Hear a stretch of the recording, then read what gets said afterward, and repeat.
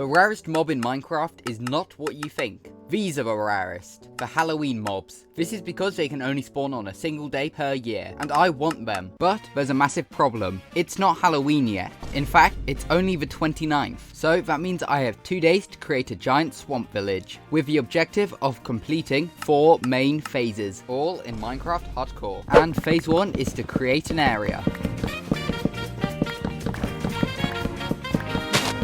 Yeah, I think this is a decent sized area, but there is still a problem. You see, the swamp has these small islands in the water, but none of them are big enough for what I have planned to build. So I want to create my own custom island.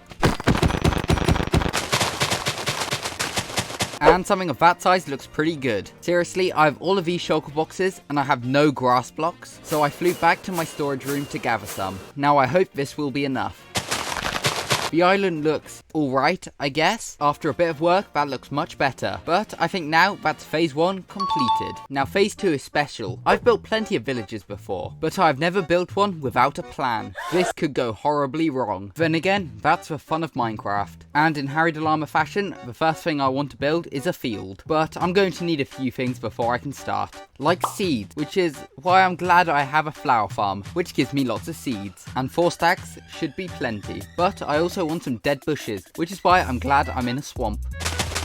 Instead of the leaves, which I would normally use, I want to use mangrove roots. And I think a good circle like this should do. Now if I just till all of this land, whilst I could add in all of the seeds, I rather want to spread them out a bit, so it looks like the farm has been abandoned over time. In other places, I want to trample the land, as well as adding dead bushes into the area. Also, I want to add in a little bit of coarse dirt.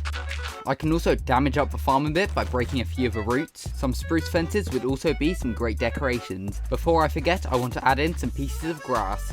And for this first build, I am a massive fan. Also, these shaders make everything look so cool. I can also imagine a few more of these fields scattered around the area, but that will have to wait for the next day. And I have a really cool cherry cake now. I think here would be a great place to add another field. So we have to do root, hoe, pork chop, seed, stomp, dirt, bush, grass, break, fence. And that's another field completed. No surprise to anyone, I want to build another field. But I want to build this field differently. I want to use pumpkins. What's wrong? You don't like my Halloween costume? What about this one? Jokes aside, I do actually want to build a farm with pumpkins, as it is Halloween and pumpkins are for some reason related to Halloween.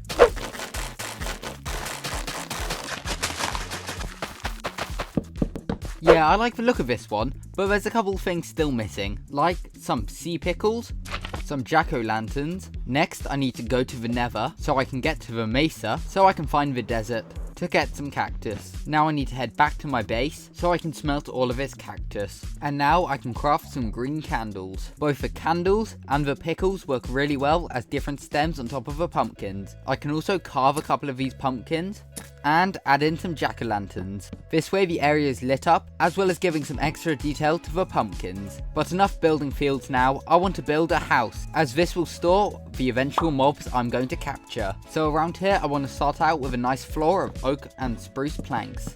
Next I want to add in where the original supports may have been. Next I want to add in some mud bricks and some packed mud, as if that's where a wall used to be. Throwing on the shaders, this area definitely looks pretty creepy now. And the pumpkin patch looks amazing just glowing in the background. Yeah, I think this is a good start to an abandoned village. Next, I think here would be a great place for an abandoned farmhouse. Yeah, this farmhouse looks pretty good, and I really like the touch I did with the mangrove roots, as if it's a decayed log. I think this is a great start to the area, but I'll have to carry on Halloween. And whilst these mobs may already start spawning, I don't want to collect them yet, as I want to continue adding a few more buildings. So I'm going to start with another farmhouse. Whilst this looks quite random right now, I want to mix in some cracked stone bricks, as well as some mossy stone bricks. Yeah, once I added in some coarse dirt, this doesn't look too bad. But I guess the sort of point of them is to look bad, as they have been abandoned for a long time. Well, technically I have just built them, but lore. On the island we built earlier on, I want to add in like an abandoned sort of castle area. So I want to start with a basic outline. I think a tower onto the side would look pretty cool. And a section coming off this way. Yeah, a shape like this looks pretty good. I want to quickly build up this tower. Something of that size is pretty good. Now just to build up the rest of this.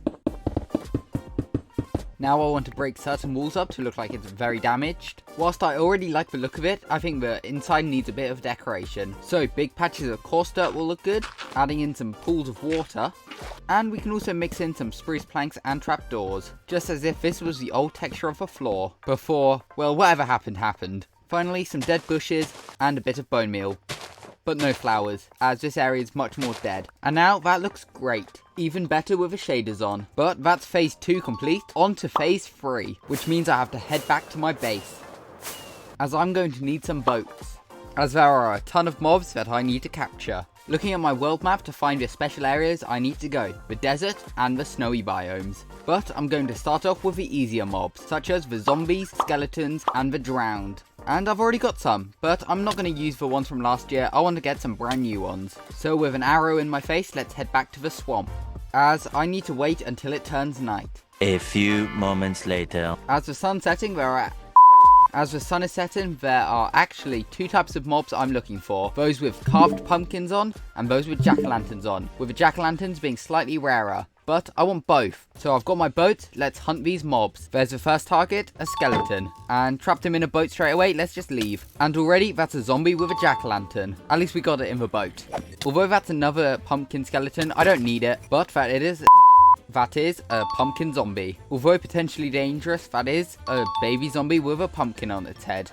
And it's trapped. Right there is the jack-o'-lantern skeleton. So let's fly down and try and trap it in a boat. There we go. Here's another jack-o'-lantern zombie, but with this one I want to drop it into the water, so it can turn into a drowned with a jack-o'-lantern on. And once it swims up out of here, I can trap it into a boat. Now I need to do the same with a zombie with a pumpkin on his head. There we go, he's also trapped in a boat. And that means the easiest stage, stage 1, has now been completed. On to stage 2. And to start stage 2, I'm in the desert, as I need to collect some husks. And there's one right there. And just make sure I mark down the coordinates. It's not another husk, but it is a really rare one, a zombie villager. And that's a spider jockey one as well, that's really cool, but I don't know if they fit in boats. Also not a husk, but that's a really cool skeleton, which is getting attacked by a baby. Okay, let's chuck.